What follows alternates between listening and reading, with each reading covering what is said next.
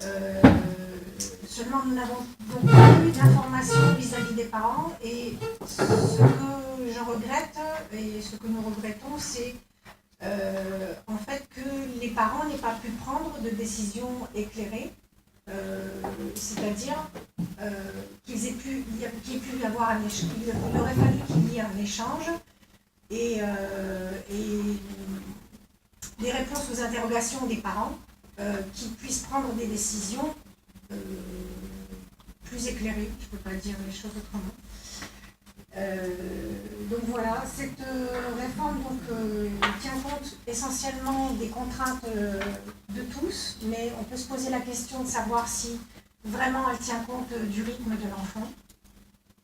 Je voudrais savoir où en est le dossier et il nous semble à nous nécessaire, donc si cette mise en place se décide par le recteur en 2014 à la rentrée, de mettre en place une concertation, puisque dans ce décret, il est dit que c'est une expérience, mais qui peut être renouvelée ou pas.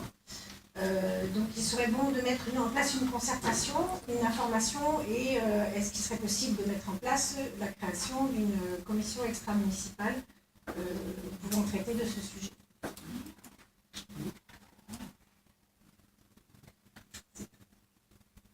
Alors, je vais vous répondre.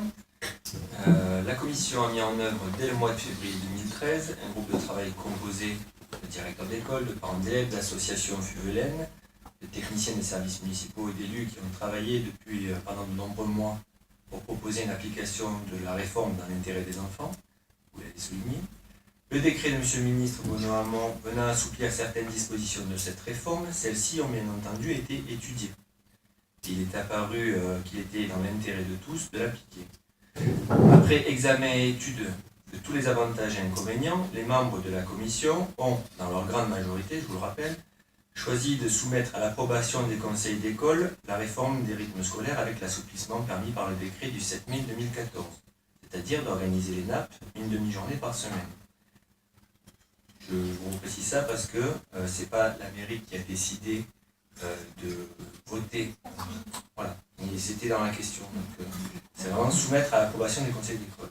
Effectivement, vous l'avez souligné, il y a eu une forte proportion, une forte majorité d'écoles, de conseils d'école qui ont validé cette proposition, puisque nous arrivons à 5 écoles sur 6. La commune de Fuveau va donc proposer à monsieur le recteur, via monsieur le Dazen, cette expérimentation pour 1 an, comme il en a été décidé sur la majorité des conseils d'école. La commune entend bien évaluer l'application de cette réforme dans le cadre non pas de la mise en place d'une nouvelle commission, mais bien dans le cadre du comité de pilotage des 3-18 ans qui existe actuellement. Maintenant, par rapport aux questions que vous avez pu poser qui n'étaient pas notifiées, quand sera prise la décision du recteur, nous n'en savons rien. Ni vous, ni moi. Voilà. Je ne sais pas, je pose la question.